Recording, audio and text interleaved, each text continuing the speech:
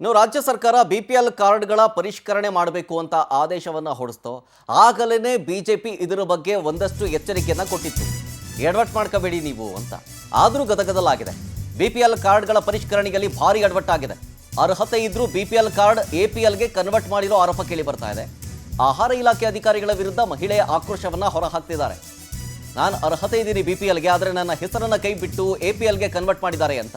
ಕಳೆದ 40 ವರ್ಷಗಳಿಂದ ನಮ್ಮ ಬಳಿ ಬಿಪಿಎಲ್ ಕಾರ್ಡ್ ಇತ್ತು, ಆದರೆ ಏಕಾಏಕಿ ಬಿಪಿಎಲ್ ಕಾರ್ಡನ್ನು ರದ್ದು ಮಾಡಿದ್ದಾರೆ ಅಧಿಕಾರಿಗಳು.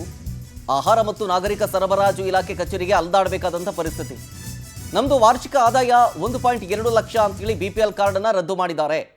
ದಯವಿಟ್ಟು ಈ ಎಡವಟ್ಟನ್ನು ಸರಿಪಡಿಸಿ ಅಂತ ಆ ಮಹಿಳೆ ಕಣ್ಣೀರು ಹಾಕಿದ್ದಾರೆ. ಜೊತೆಗೆ ಇದು ಹಾಗೇ ಆಗುತ್ತೆ ಅಂತ ಆಲ್ಮೋಸ್ಟ್ ಆಲ್ ಗೊತ್ತಿರುತ್ತೆ. ಯಾಕೆಂದರೆ ಸುಮಾರು 2-3 ಲಕ್ಷದಿಂದ 5 ಲಕ್ಷದ ತನಕ ಈ ಬಿ ಪಿ ಎಲ್ ಕಾರ್ಡ್ದಾರರಿದ್ದಾರೆ. ಜೊತೆಗೆ ಅದರಲ್ಲಿ ಏನಿಲ್ಲ ಅಂತಂದರೂ 1 ಲಕ್ಷದ ಹೆಚ್ಚು ಬಿ ಪಿ ಎಲ್ ಕಾರ್ಡಿಂದ ಕೈ ಬಿಟ್ಟು ಎ ಪಿ ಎಲ್ಗೆ ಸೇರ್ಪಡೆ ಮಾಡುವಂಥ ವಿಚಾರವೂ ಕೂಡ ಇದೆ ಸರ್ವೆ ಮಾಡಿ.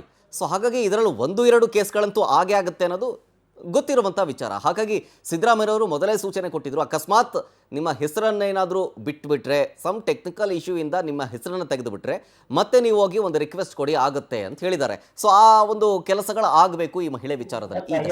ಅಲ್ಲ, ಈಗ ಎಲ್ಲರೂ ಕನ್ವೀನಿಯನ್ಸ್ ಆಗ್ಯಾರ. ಜನ ಮನ್ಯಾಗ ಇಬ್ರು ದುಡಿಯೋರು ಹೊರಗಡೆ ಅದಾರ.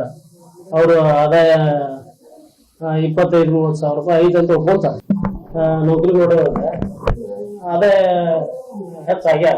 ಅಲ್ಲ, ಈಗ ಎಲ್ಲರೂ ಕನ್ವೀನಿಯನ್ಸ್ ಆಗ್ಯಾರ. ಜನ ಮನ್ಯಾಗ ಇಬ್ರು ದುಡಿಯೋರು ಹೊರಗಡೆ ಅದಾರ. ಅವರು ಆದಾಯ 25-30 ಸಾವಿರ ರೂಪಾಯಿ ಐದಂತ ಒಪ್ಕೊಂತಾರೆ.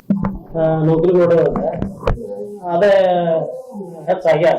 ಅಲ್ಲ, ಈಗ ಎಲ್ಲರೂ ಕನ್ವೀನಿಯನ್ಸ್ ಆಗ್ಯಾರ. ಜನ ಮನ್ಯಾಗ ಇಬ್ರು ದುಡಿಯೋರು ಹೊರಗಡೆ ಅದಾರ.